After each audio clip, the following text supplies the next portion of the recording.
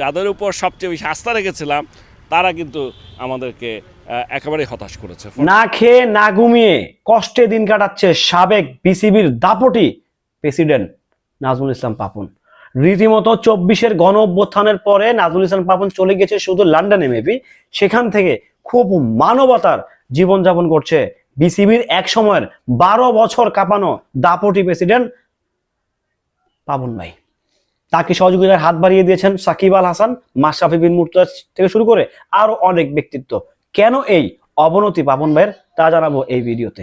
Hello everyone, আসসালামু আলাইকুম, শিমুল আছি আপনাদের সঙ্গে। এক সময়ের দাপটি প্রেসিডেন্ট বলেন, দাপটি বলেন, বিসিবিতে যার কথার উপরে আর কোনো শেষ কথা, বিসিবিতে যার কথায় সম্পূর্ণ এন্ডিং, পাপন ভাই যে কথাটা বলতো সেই কথাটাই এন্ডিং, শুরু এন্ড শেষ, ফাইনাল ডিসিশন।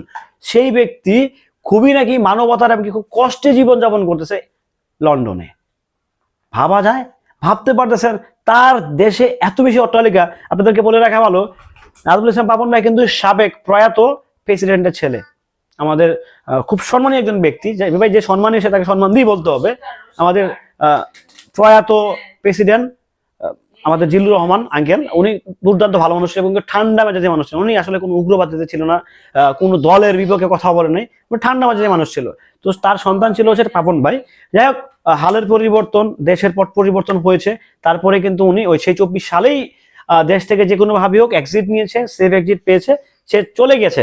বাট বাংলাদেশে রেখে যাওয়া তার যে সয় সম্পত্তি প্রপার্টি আছে সবকিছুই কিন্তু 24-এর পরে, অভ্যুত্থানের পরে যে সরকার এসেছিল, অন্তর্কালীন সরকার ডক্টর মোহাম্মদ ইউনূস, তার ব্যাংক অ্যাকাউন্ট পুরোপুরি ফ্রিজ করে তথা সিজ করে দিয়েছে। সেই জন্য সে কোনো কার্ড ইউজ করতে পারতেছে না। তার ব্যাংকে যে টাকা আছে সেই টাকাগুলো কোনোভাবেই সে ট্রানজাকশন করতে পারতেছে না। তার জন্য কিন্তু সে খুব মানবতার জীবনযাপন করতেছে। সে নাকি 6 বার বাসা পরিবর্তন করতে হয়েছে। সে এমন এক জায়গায় থাকে, এমন জোনগুলোতে থাকে যেই জোনগুলোতে বাংলাদেশি নাই বললেই চলে। চিন্তা করেন ভাই, ক্ষমতা কেমন জিনিস, ক্ষমতা কেমন অবাস্তব একটা জিনিস। ক্ষমতা যখন থাকবে তার উপরের কোনো কথা নাই, তারপরে আর কোনো কথা ডিসিশন নেই। ক্ষমতা যখন না থাকবে তার কেউ দামও দেয় না।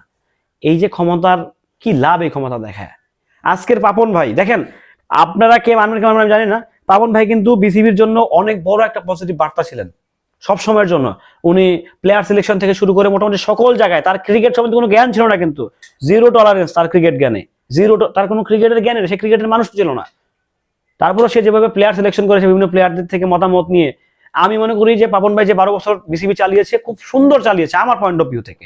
তো সেই জায়গা থেকে উনি এখন মানবতার জীবনযাপন করছে। হ্যাঁ, উনি প্রিভিয়াস গভর্নমেন্টের সাপোর্টার ছিলেন, তাদের দলেরই লোক ছিলেন, সে হয়তোবা নির্বাচনও করেছিলেন, এমপি ইলেকশন, সে সেখান থেকে পাসও করেছেন। তো সবকিছু মিলিয়ে আশা রাখছি পাপন ভাইয়ের জন্য দোয়া করছি যেন খুব দ্রুত উনি হচ্ছে ওভারকাম করে উঠতে পারে। কারণ দেখেন ভাই, কোনো মানুষের ক্ষতি আসলে আমি ব্যক্তিগত ভাবে চাই না, যে কেন ভাই এটা, তাই না? উনি এক সময় দাপটে প্রেসিডেন্ট ছিলেন বিসিবির।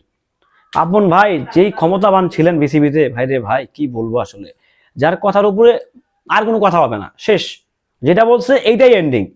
সেই ব্যক্তি খুব মানবতার জীবনযাপন করতেছে। আপনারা বুঝতেছেন ব্যাপারটা, কতটা কষ্টে সে আছে। যাই হোক, তার জন্য দোয়া করি। নিশ্চয়ই তার বাবা অনেক ভালো মানুষ ছিলেন, নিশ্চয়ই আমি বিশ্বাস করি প্রয়াত প্রেসিডেন্ট মোহাম্মদ জিল্লুর রহমান, উনি খুব দুর্দান্ত ভালো মানুষ ছিলেন, ভালো মনের মানুষ ছিলেন। হ্যাঁ, আমি আসলে বেসিক্যালি পাপন ভাইয়ের কোনো বাজে ইয়াতে দেখি নাই, মানে থাকে না, উনি হয়তো আওয়ামী লীগ করতেন, বাট আওয়ামী লীগ করাকালীন অবস্থায় কিন্তু কোনো দলকে অ্যাটাক করে কথা বলে না, আমি আমার সেন্সে দেখি নাই, হয়তোবা বলতেও পারে, বাট আমি দেখি নাই। সো ভালো থাকবেন সবাই, সুস্থ থাকবেন। পাপন ভাইয়ের জন্য দোয়া করি ভাই, যত দ্রুত সম্ভব উনি যেন ওভারকাম করে উঠতে পারে। তো খুব ভালো লাগছে যে সাকিব আল হাসান ওনাকে হেল্প করতেছে। ভালো থাকবেন সবাই, সুস্থ থাকবেন, আল্লাহ হাফেজ।